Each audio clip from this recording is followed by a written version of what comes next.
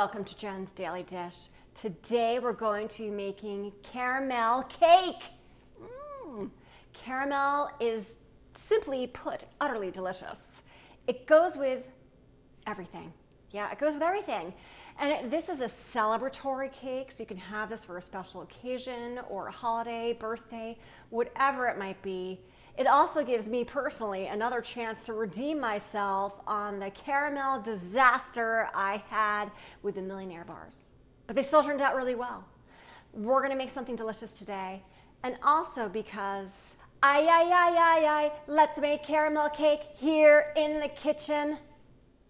The caramel cake is in 3 parts. First, we're gonna make the caramel. Second, we're gonna make the cake. And third, we make the frosting. The caramel that we're about to make is gonna go throughout. This is not just a cake with caramel frosting. This is a caramel cake where the cake is caramel and the frosting is caramel, and there's an extra caramel drizzle on top, which is why I am doubling the caramel syrup portion of this recipe, so I will have leftover for that very special caramel drizzle which will go over the finished cake. Let's conquer caramel. Over medium heat, combine your 2/3 cup water, 3 cups granulated sugar. Again, this is because I'm doubling the recipe. Without stirring, wait till it melts.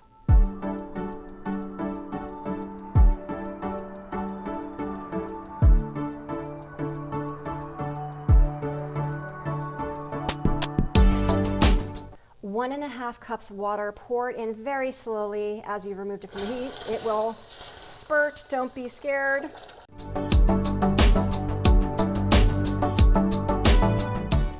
Put it on low heat and stir until the sugar melts and we have a smooth liquid. Remove from heat. I'm going to keep half of this. Half of this is the liquid to go into the cake and the frosting. The other half is going to get thicker here on the stove. Let cool to room temperature. Let's make the drizzle. After many minutes, this thickened up. I think when it cools, it's going to get a little bit thicker. But I'm taking it off and we're going to keep that to the side for that caramel drizzle.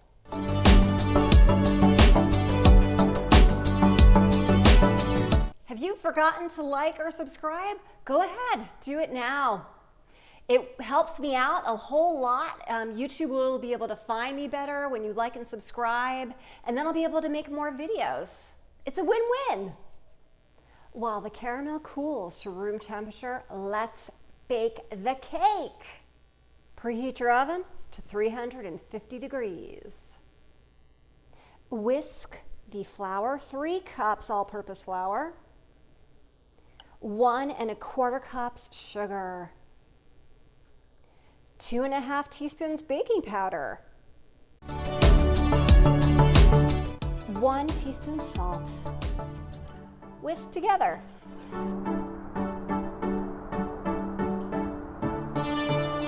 Transfer to your mixing bowl because we have to beat the butter in, or feel free to do it by hand.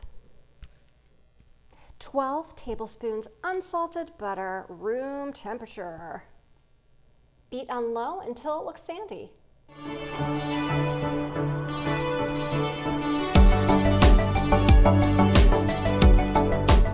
Combine the 1/2 cup caramel syrup. Can you hear me? We lost our mic, but that's okay because you can still hear me, just maybe not as well, so pay attention.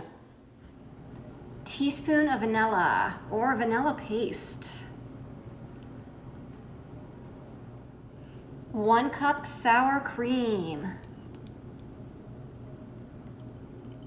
Combine.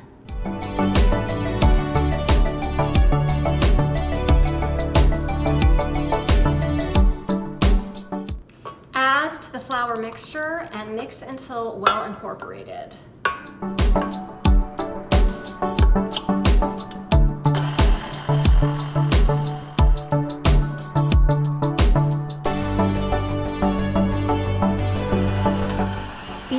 one egg at a time.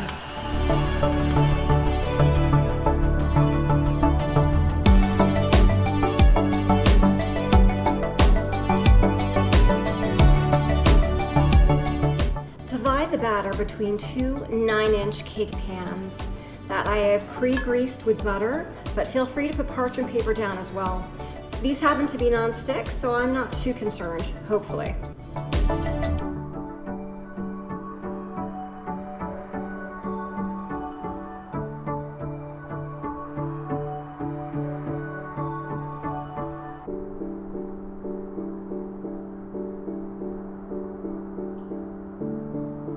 Into the oven.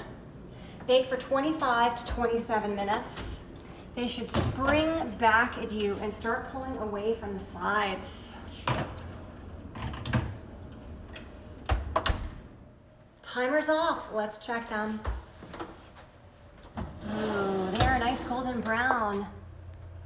They are springy, as they should be. They are pulling away from the pan. Let's do the all-important toothpick test.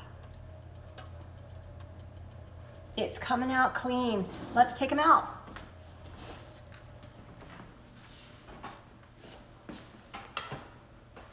Let them cool. Now, let's bake the frosting. Over medium-low heat, add 12 tablespoons of butter. We're basically caramelizing the butter. Wait for it to smell nutty. Wait for the butter to foam and spurt. It's a light amber color in the pan, and it's going in. Let this cool to room temperature. Frosting time. To the caramelized butter, add 1/8 to 1/4 cup of that yummy caramel syrup we made. 2 teaspoons vanilla extract or vanilla paste. 1/8 teaspoon salt. 4 cups confectioner's sugar. Mix slowly.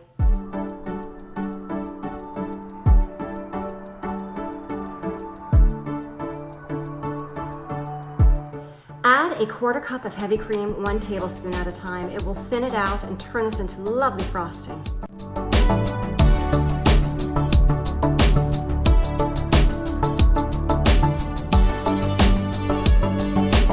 You know what I say, baker's rule. I get to try the frosting.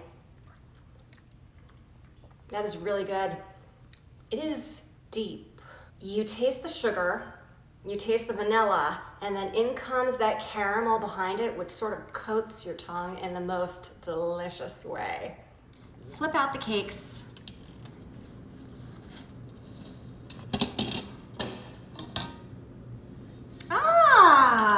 Lovely, lovely, lovely. Because this one isn't totally level, we're going to cut off the top a little bit. Little bit at a time.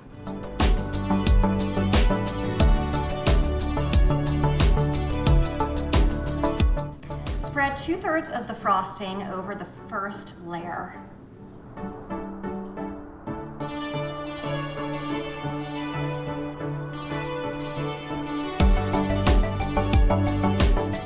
Place your second layer top side down to nice flat top. Cover the tops and the sides with the remainder of the frosting.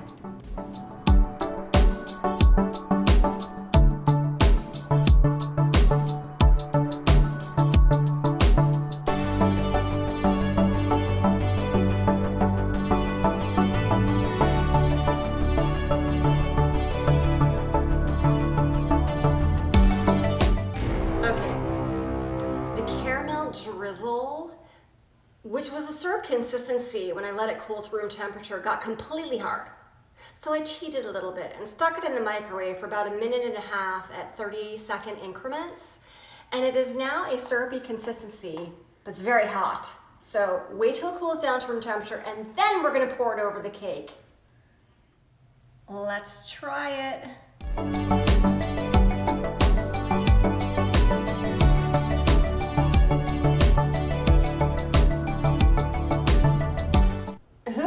It was a that might actually take me down. That drizzle that I put on top is quite hard. It is like a candy coating that you would have on an apple. So it is pretty firm to the touch. And you can see that it kind of weighed down the cake by a lot. So I may have added on too much, but here's the deal. It is still going to be absolutely delicious. So let's try it. Let's taste it. All right. Oh boy. That caramel is quite thick, but the sawing technique is working.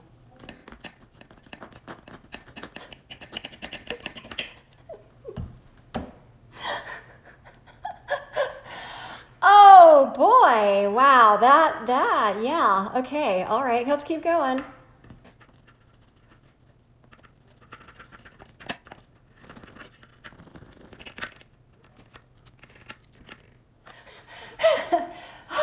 This is a disaster, but you know what? I bet you this is one incredible cake because I have tasted the frosting.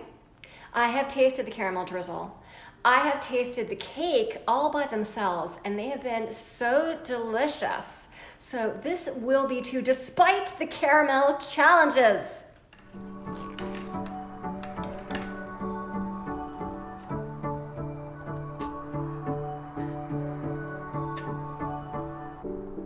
Okay.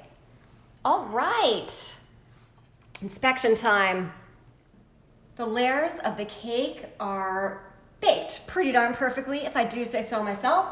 You can see the inside frosting there and that thick caramel outer layer, which maybe I got a little bit too excited about. So let's taste it.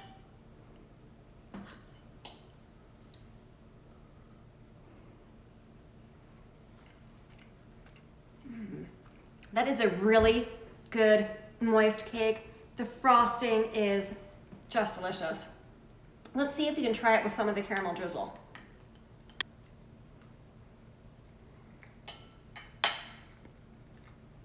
It definitely gives it that deeper, chewier caramel flavor, which is really nice, great accompaniment to the cake itself. The cake, quite frankly, with the frosting, I think maybe didn't even need the caramel drizzle. It is great all by itself. If I can do this, even with the caramel snafus with the drizzle on top, which you can avoid, you don't have to do that, you can too. Don't forget to hit the like and subscribe and check me out on Instagram at Jen's Daily Dish and more. I'm going back for more.